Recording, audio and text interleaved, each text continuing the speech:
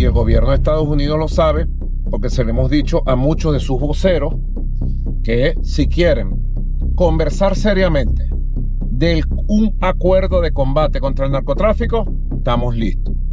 Que si quieren petróleo de Venezuela, está lista Venezuela para inversiones estadounidenses como con Chevron, cuando quieran, donde quieran y como quieran. Durante años, la relación entre Estados Unidos y Venezuela se había tensado hasta niveles históricos. Las sanciones económicas impuestas por Washington desde 2015, en respuesta a lo que describía como un régimen autoritario bajo Nicolás Maduro, habían aislado económicamente a Caracas. Estas medidas, que congelaron activos venezolanos en el extranjero y restringieron el comercio de petróleo, el principal recurso del país, se justificaron con acusaciones de corrupción masiva, violaciones a los derechos humanos y la supresión de la oposición democrática. La polarización política interna en Venezuela, exacerbada por la crisis económica, la hiperinflación y la escasez de alimentos y medicinas, había dividido al país en dos bandos irreconciliables: los chavistas leales a Maduro y la oposición liderada por figuras como Juan Guaidó, reconocido por ECU como presidente interino en 2019. Antes de continuar con este fascinante video, no olvides suscribirte a nuestro canal si no quieres perderte ninguna novedad sobre el mundo del crimen. Sin embargo, nadie esperaba un desenlace tan dramático. Un ataque militar directo que terminó con la captura de Nicolás Maduro, un hecho que cambiaría para siempre la dinámica política de Venezuela y que generó ondas de choque en toda Latinoamérica. El 15 de marzo de 2024, bajo la administración del presidente estadounidense ficticio, en este escenario hipotético, se lanzó la Operación Libertad Venezolana, una incursión coordinada por fuerzas especiales de EE.U con apoyo aéreo limitado y colaboración encubierta de disidentes militares venezolanos. El objetivo declarado era restaurar la democracia y desmantelar lo que Washington llamaba una dictadura narcoterrorista que amenazaba la estabilidad regional. Los motivos detrás de esta audaz operación se remontan a décadas de rivalidad geopolítica. Venezuela, con las reservas de petróleo más grandes del mundo, representaba un activo estratégico para EEUU, pero bajo Maduro, el país se había aliado con potencias rivales como Rusia, China e Irán, desafiando la hegemonía estadounidense en América Latina. Las sanciones no habían logrado derrocar al régimen y Maduro había sobrevivido a intentos de golpe de Estado en 2019 y 2020, atribuidos a la CEPINA por algunos analistas. Además, acusaciones de narcotráfico, como el caso de Alex Saab, extraditado a EU en 2021, y la supuesta implicación de Maduro en el tráfico de drogas hacia Norteamérica, habían escalado la retórica. En este contexto hipotético, un informe desclasificado de inteligencia estadounidense reveló que Maduro planeaba vender armas a grupos insurgentes en Colombia, lo que se interpretó como una amenaza directa a la seguridad nacional de EEUU. La chispa final fue una crisis humanitaria agravada por la pandemia de COVID-19, donde Venezuela rechazó ayuda internacional de EEUU, optando por vacunas rusas y chinas. Esto, combinado con la creciente influencia de China en la región, a través de inversiones en infraestructura y deuda petrolera, impulsó a Washington a actuar. El presidente estadounidense, en un discurso televisado, argumentó que la captura de Maduro era necesaria para liberar al pueblo venezolano de la opresión y prevenir una expansión autoritaria en el hemisferio. Los motivos detrás de esta audaz operación se remontan a décadas de rivalidad geopolítica arraigada en la historia de América Latina y las ambiciones estratégicas de Estados Unidos. Desde la Revolución Bolivariana liderada por Hugo Chávez en 1999, Venezuela se posicionó como un contrapeso al dominio estadounidense en la región. Chávez nacionalizó la industria petrolera, incluyendo la compañía estatal PDVSA, lo que redujo la influencia de empresas estadounidenses como ExxonMobil y Chevron. Esta medida no solo generó tensiones económicas, sino que simbolizó un desafío ideológico al neoliberalismo promovido por Washington. Bajo Nicolás Maduro, quien asumió la presidencia en 2013 tras la muerte de Chávez, esta postura se intensificó, convirtiendo a Venezuela en un aliado de regímenes opuestos a EEU, como Cuba y Nicaragua, y fortaleciendo lazos con potencias globales rivales. Venezuela, con las reservas de petróleo más grandes del mundo, estimadas en alrededor de 300.000 millones de barriles según la Organización de Países Exportadores de Petróleo, OPEP, representaba un activo estratégico para EU, no solo por su suministro energético, sino por su ubicación geográfica en el Caribe, cerca de rutas comerciales vitales. Sin embargo, bajo Maduro, el país se había aliado con potencias rivales como Rusia, China e Irán, desafiando la hegemonía estadounidense en América Latina. Por ejemplo, Venezuela firmó acuerdos militares con Rusia en 2019, permitiendo el despliegue de aviones de combate y ejercicios conjuntos, mientras que China invirtió miles de millones en proyectos de infraestructura a cambio de petróleo, creando una dependencia que Washington veía como una amenaza a su esfera de influencia. Irán, por su parte, proporcionó apoyo técnico para refinerías y contrabando de combustible, lo que exacerbó las sanciones internacionales. Las sanciones económicas impuestas por EEU desde 2015, bajo la administración Obama y ampliadas por Trump y Biden, habían aislado económicamente a Caracas. Estas medidas, administradas por la Oficina de Control de Activos Extranjeros, OFAC, congelaron activos venezolanos en bancos estadounidenses y restringieron el comercio de petróleo, causando una contracción del PIB venezolano de más del 80% entre 2013 y 2023, según el Fondo Monetario Internacional, FMI.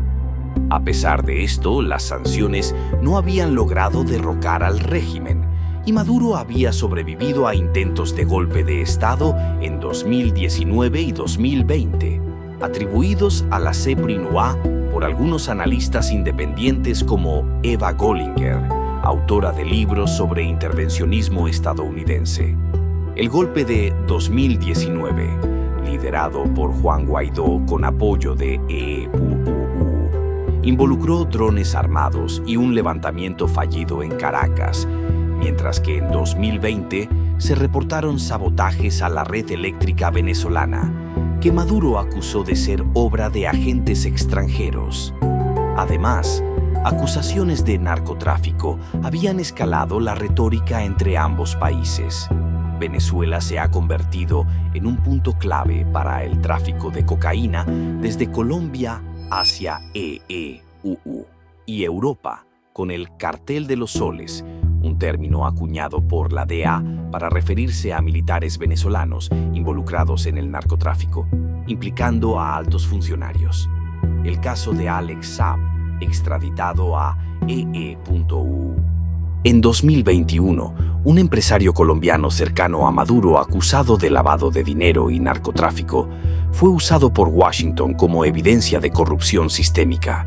Maduro mismo enfrenta cargos en tribunales estadounidenses por conspiración para importar cocaína, con recompensas de hasta $15 millones por su captura. En este contexto hipotético, un informe desclasificado de inteligencia estadounidense reveló que Maduro planeaba vender armas a grupos insurgentes en Colombia, como el ELN o disidencias de las FARC, lo que se interpretó como una amenaza directa a la seguridad nacional de EEU. Este documento, filtrado en 2023, incluía interceptaciones de comunicaciones y testimonios de desertores, sugiriendo que las armas venezolanas, incluyendo rifles AK-47 y explosivos, podrían usarse para ataques terroristas en territorio colombiano, potencialmente desestabilizando la región y afectando el flujo de drogas hacia Norteamérica.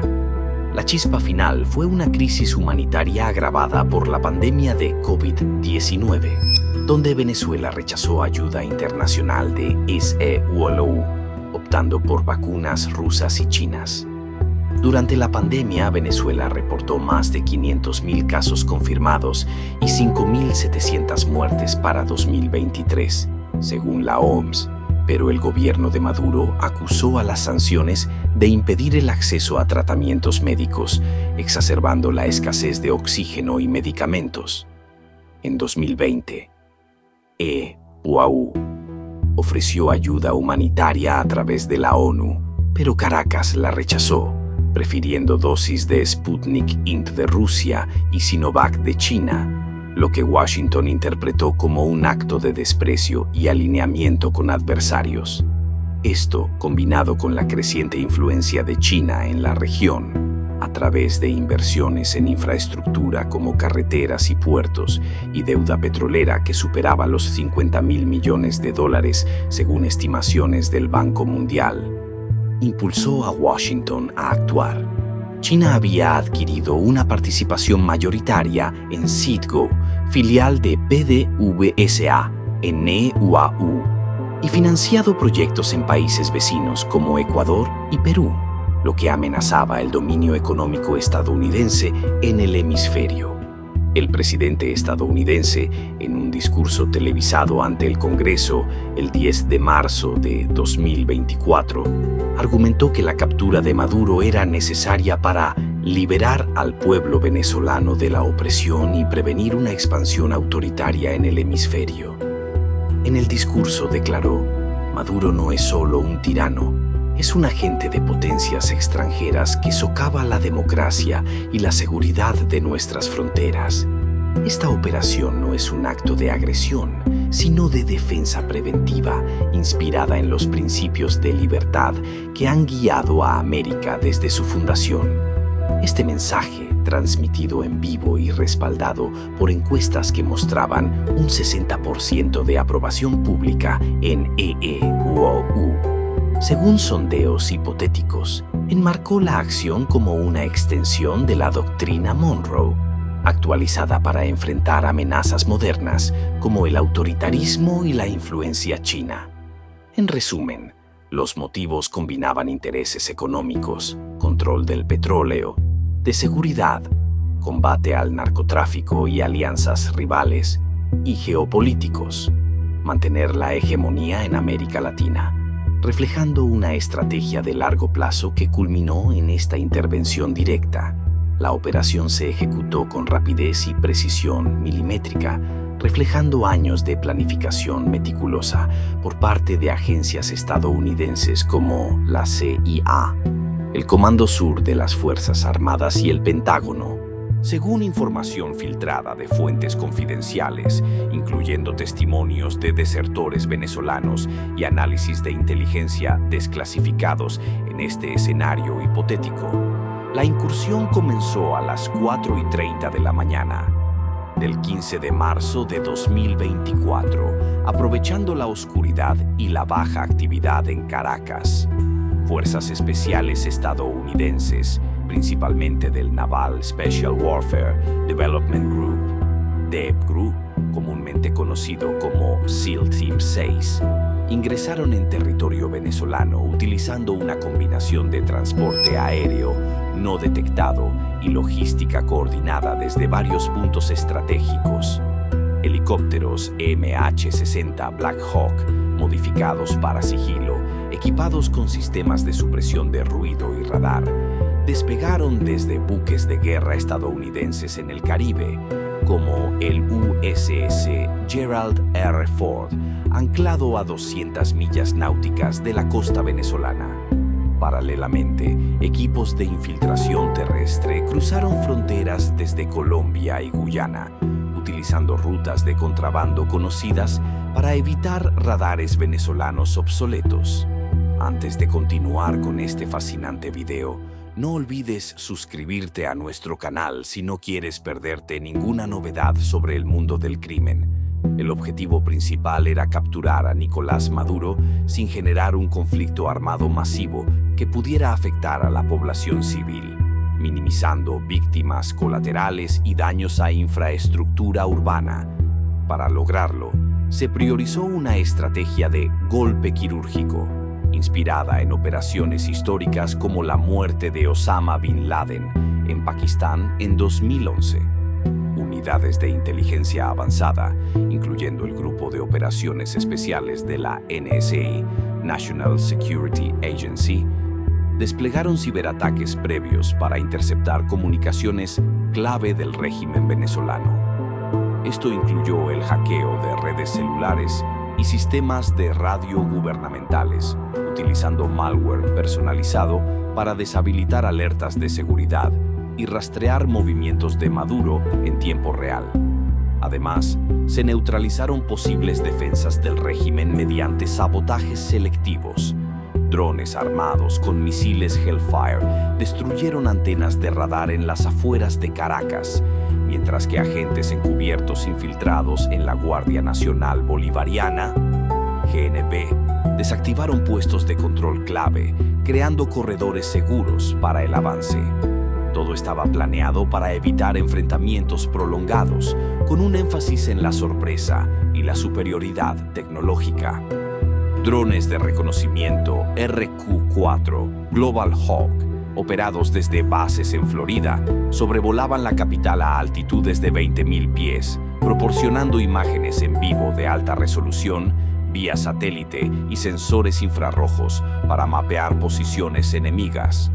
Estos drones no solo guiaron a los equipos de élite, sino que también lanzaron señuelos electrónicos para confundir defensas antiaéreas venezolanas, basadas en sistemas rusos S-300 obsoletos. Mientras tanto, equipos de élite avanzaban hacia puntos estratégicos de seguridad y residencias clave del gobierno, como el Palacio de Miraflores y la sede de la inteligencia venezolana, SEBIN. La coordinación involucró a más de 200 operadores, divididos en equipos de asalto, apoyo logístico y extracción, con comunicaciones encriptadas a través de redes satelitales seguras para prevenir interferencias. La captura en sí fue rápida y ejecutada en menos de 15 minutos, una vez que los equipos convergieron en el Palacio de Miraflores. Maduro fue localizado en su residencia privada adyacente durante una reunión matutina con asesores y detenido sin violencia directa gracias a la coordinación de fuerzas y la sorpresa estratégica. Un equipo de 6 operadores SEAL, equipados con chalecos antibalas, gafas de visión nocturna y armas no letales como tasers y granadas de aturdimiento, irrumpió en la habitación, neutralizando a la guardia personal con precisión. No se reportaron disparos fatales. En cambio, se usaron técnicas de combate, cuerpo a cuerpo y agentes químicos incapacitantes para minimizar riesgos. Maduro, aturdido pero ileso, fue esposado y evacuado en un helicóptero que lo trasladó a un buque de guerra cercano, donde recibió atención médica básica antes de ser transferido a Guantánamo. La operación, que parecía imposible para muchos expertos militares, dado el historial de fracasos en intervenciones extranjeras, como la de Bahía de Cochinos en 1961 o la invasión de Granada en 1983, demostró la capacidad logística y tecnológica de EEU en intervenciones rápidas y quirúrgicas. Elementos clave incluyeron el uso de inteligencia artificial para predecir movimientos enemigos, aviones no tripulados para supresión de amenazas y una red de aliados regionales, como disidentes venezolanos entrenados en bases secretas en Panamá para apoyo terrestre. Sin embargo, no estuvo exenta de riesgos. un dron venezolano derribado accidentalmente causó pánico en barrios cercanos y la operación dejó al descubierto vulnerabilidades en la defensa venezolana, lo que podría haber inspirado futuras represalias. En resumen, esta incursión no solo alteró el equilibrio de poder en Venezuela, sino que sirvió como advertencia global sobre la evolución de la guerra híbrida, combinando ciberataques, operaciones especiales y diplomacia encubierta en un mundo cada vez más interconectado. La noticia explotó a nivel mundial como una bomba de relojería, propagándose a través de plataformas digitales y medios tradicionales en cuestión de minutos. En Venezuela, la población se encontraba dividida entre el miedo, la sorpresa y la esperanza de un cambio político, reflejando las profundas grietas sociales exacerbadas por años de crisis. En Caracas y otras ciudades como Maracaibo y Valencia, multitudes salieron a las calles. Opositores celebraban con banderas venezolanas y cánticos de libertad, quemando efigies de Maduro y exigiendo elecciones inmediatas. Por otro lado, simpatizantes chavistas, organizados por militantes del PSUV, Partido Socialista Unido de Venezuela, protestaban contra lo que llamaban una invasión imperialista, bloqueando carreteras y enfrentándose con la policía en disturbios que dejaron al menos 20 muertos y cientos de heridos en los primeros días. El miedo se apoderó de muchos, con saqueos en supermercados y un éxodo masivo hacia Colombia y Brasil, donde más de 50.000 personas cruzaron la frontera en 48 horas, según reportes de la ONU. Redes sociales como Twitter, ahora X, y TikTok se inundaron de imágenes en vivo de helicópteros sobrevolando el Palacio de Miraflores, videos de la captura de Maduro y rumores de un golpe interno, con hashtags como «Vuelvo Maduro capturado» y «Libertad Venezuela» acumulando millones de interacciones. La sorpresa fue total. Muchos venezolanos, acostumbrados a sanciones y amenazas, no esperaban una acción militar directa, lo que generó un clima de incertidumbre que paralizó la vida cotidiana, con escuelas cerradas y un toque de queda impuesto por el gobierno interino. Internacionalmente, las reacciones no se hicieron esperar, divididas según alineamientos geopolíticos y reflejando tensiones globales. Gobiernos aliados de EUU, como Colombia, Brasil y Canadá, emitieron comunicados respaldando la operación como un paso necesario para la estabilidad regional y la restauración de la democracia. El presidente colombiano Gustavo Petro declaró en una rueda de prensa: «Esta acción pone fin a una era de opresión y abre la puerta a un futuro próspero para Venezuela y el continente». Brasil, bajo Lula da Silva, ofreció apoyo logístico para refugiados y elogió la valentía de Washington, mientras que Canadá congeló activos adicionales de funcionarios venezolanos. En Europa, países como España y Reino Unido expresaron cautela pero apoyo condicional, con el primer ministro británico Boris Johnson, en este escenario hipotético, llamándolo un acto de justicia internacional. Por el contrario, países críticos del intervencionismo estadounidense condenaron la acción, calificándola de golpe directo contra la soberanía de Venezuela y una violación del derecho internacional. Rusia, aliada clave de Maduro, convocó una reunión de emergencia del Consejo de Seguridad de la ONU, con el ministro de Relaciones Exteriores, Sergei Lavrov, acusando a EUU de piratería moderna y amenazando con sanciones recíprocas. China, con inversiones masivas en Venezuela, suspendió negociaciones comerciales con Washington y desplegó buques de guerra en el Pacífico, elevando tensiones. Irán y Cuba, también afectados, cortaron relaciones diplomáticas con EUU y ofrecieron asilo a exfuncionarios venezolanos. En América Latina, México y Argentina lideraron la condena, con el presidente mexicano Andrés Manuel López Obrador calificándolo de acto de barbarie imperialista. mientras que Bolivia y Nicaragua rompieron lazos con Washington. Organizaciones internacionales como la ONU y la OEA, Organización de Estados Americanos, se dividieron. La ONU exigió una investigación independiente, mientras que la OEA, dominada por aliados de EU, respaldó la operación como defensa de la democracia. Mercados y economía global reaccionaron al instante, con volatilidad que reflejaba la incertidumbre política que ahora se cernía sobre la región.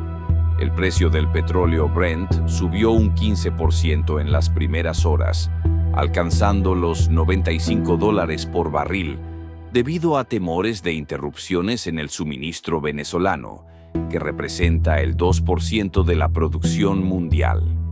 Las bolsas europeas y estadounidenses cayeron. El Dow Jones perdió 2,5% en la apertura, arrastrado por acciones de empresas energéticas como ExxonMobil, que tenían intereses en Venezuela.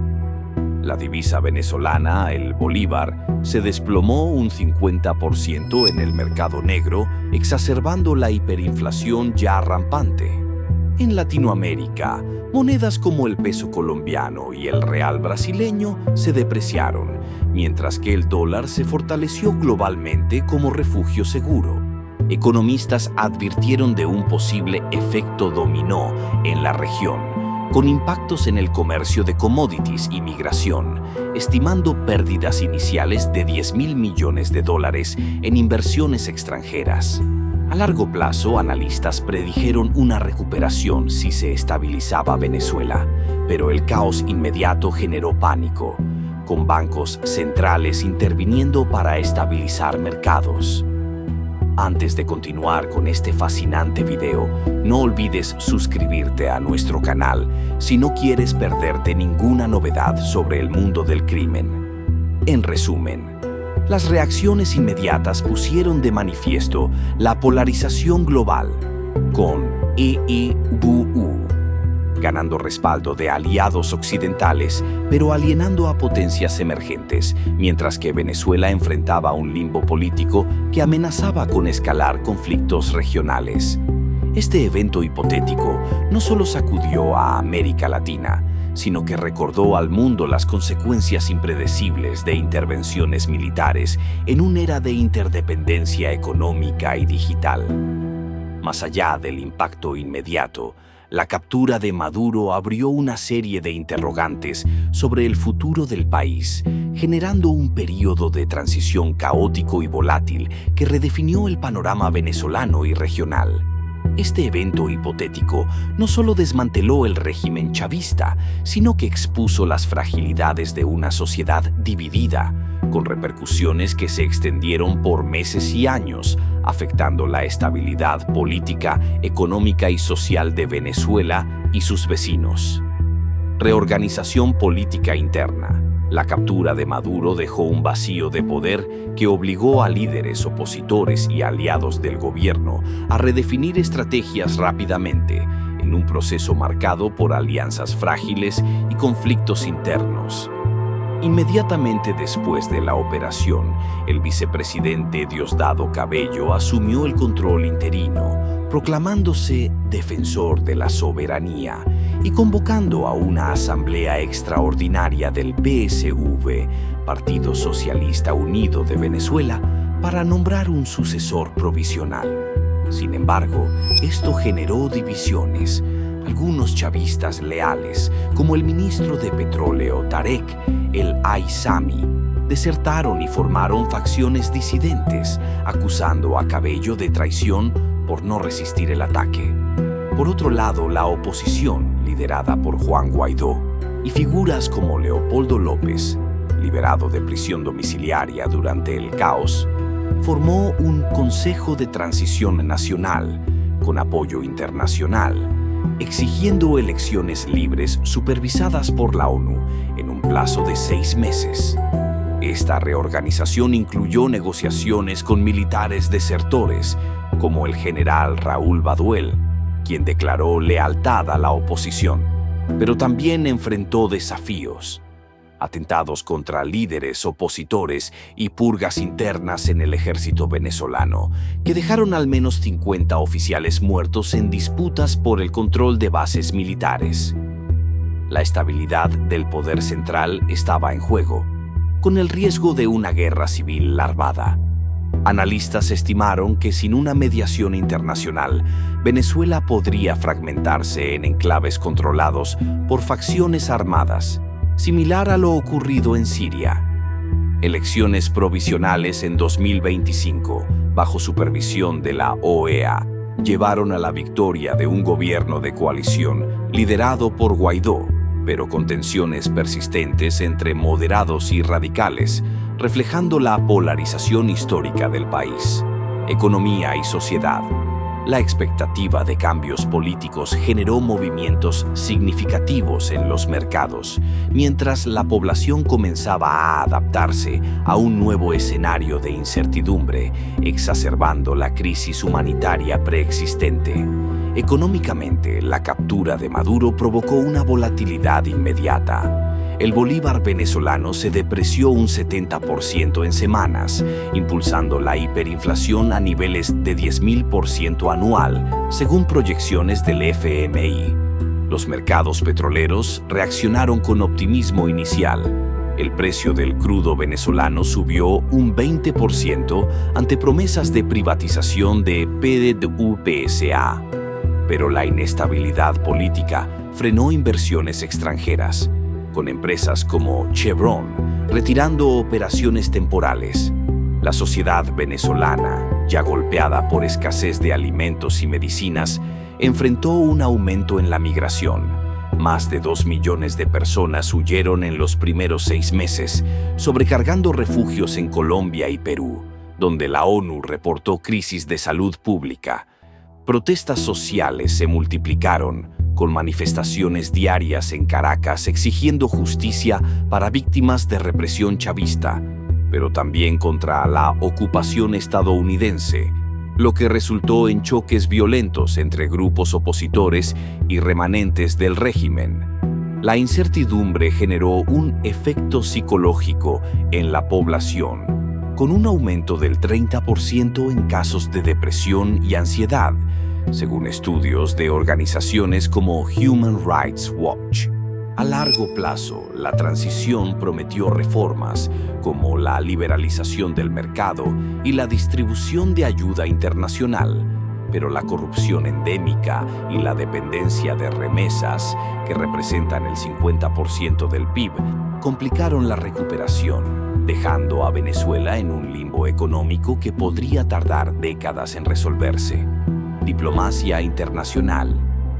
La operación afectó las relaciones diplomáticas en la región, obligando a gobiernos vecinos a recalibrar sus posturas frente a Venezuela y EEUU, en un juego de ajedrez geopolítico que reconfiguró alianzas latinoamericanas.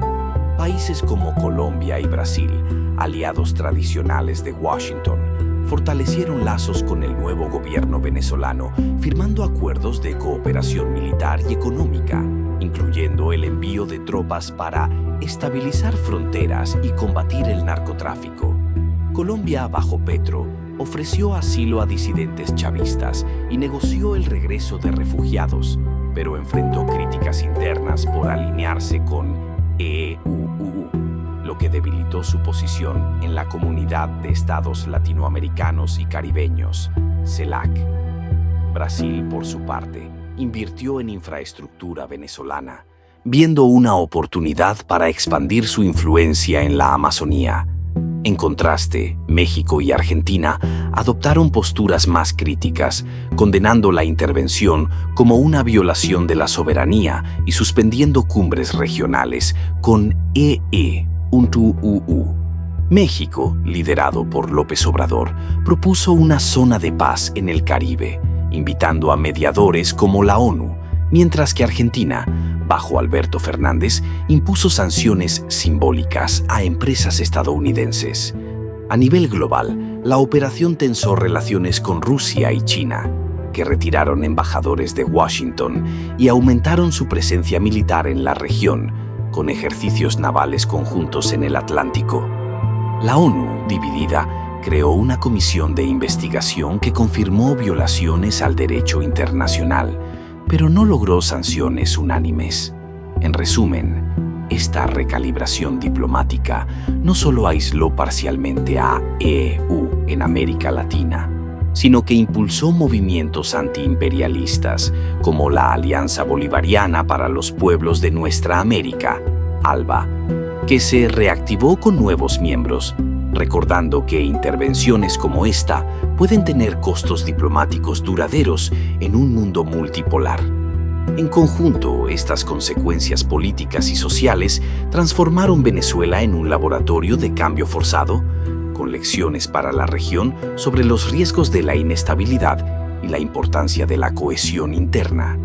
Aunque el escenario hipotético apunta a una eventual estabilización, el legado de división y trauma social perdurará, influyendo en elecciones futuras y relaciones internacionales por generaciones.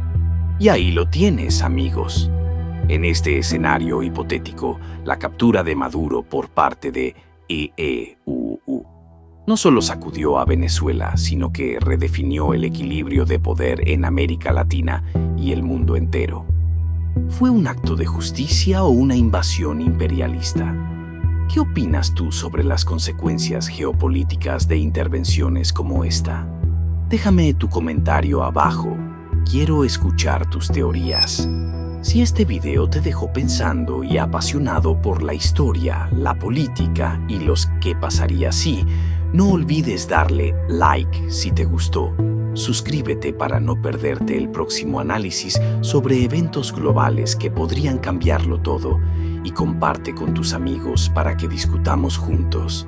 Nos vemos en el siguiente video, donde exploraremos más misterios del mundo. Hasta pronto.